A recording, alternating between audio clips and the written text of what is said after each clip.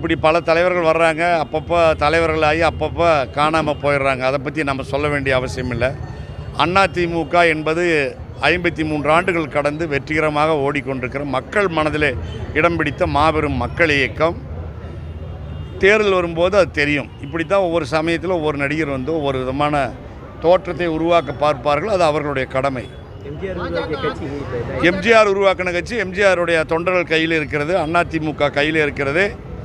எடப்பாடியார் என்கிற ஒரு விவசாயி தொண்டராக இருந்து கட்சியில் பொதுச் செயலாளராக உருவெடுத்தவருடைய கையில் எம்ஜிஆர் உருவாக்கிய இயக்கம் வலுவாக பாதுகாப்பாக மக்கள் விரும்புகிற வகையில் சிறப்பாக செயல்பட்டு கொண்டிருக்கிறது. நாள்தோறும் அவர் போகிற இடங்களிலெல்லாம் பல்லாயிரக்கணக்கான மக்கள் அணிதிருக்கிற காட்சி நீங்கள் எல்லாம் தினந்தோறும் ஊடகங்கள் வாயிலாகவும் பத்திரிகை வாயிலாகவும் பார்த்து கொண்டிருக்கிறீர்கள்.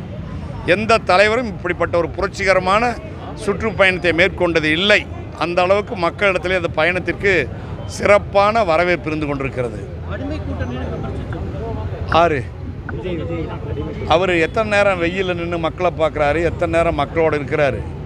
மக்களோடு வாழ்ந்து பழக வேண்டும், மக்களுடைய கஷ்டங்களை போக்க வேண்டும், மக்களுக்காக உழைக்க வேண்டும். எம்ஜிஆர் இருக்காருன்னா மலையில் ரிக்ஷா தொழிலாளி நனைந்த உடனே அந்த காலத்திலேயே 5000 பேர்த்துக்கு ஒரே சமயத்தில் மலைக்கோட்டு தயார் பண்ணி தலையிலும் கால் வரையும் தயார் செய்து அந்த காலத்தில் 54 55லேயே ரிக்ஷாக்காரர்களுக்கெல்லாம் மலைக்கோட்டு கொடுத்த மாபெரும் தலைவர் புரட்சித் தலைவர் எம்ஜிஆர்.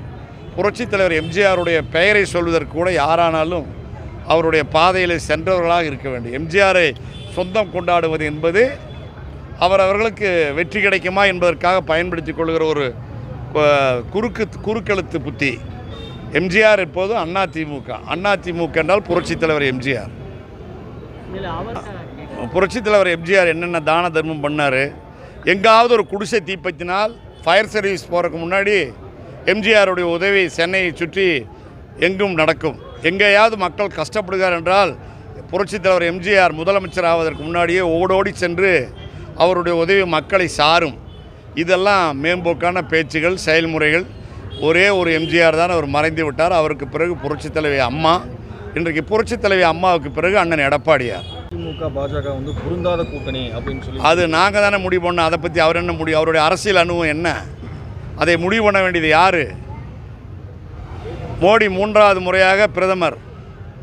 140 கோடி மக்களுக்கும் ஏகோபித்த தலைவர் நரேந்திர மோடி அவர்கள். மிகப்பெரிய இராணுவத்திற்கு அவர் தான் இன்றைக்கி கேப்டன். அதே போல் தமிழகத்தில் நீண்ட காலம் ஆண்ட கட்சி அதிமுக.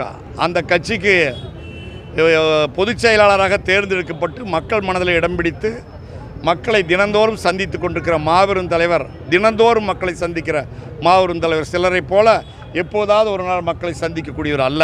அன்றாடம் மக்களோடு இருக்கிற ஒரு சாதாரண சாமானியர் எங்கள் தலைவர் எடப்பாடியார்.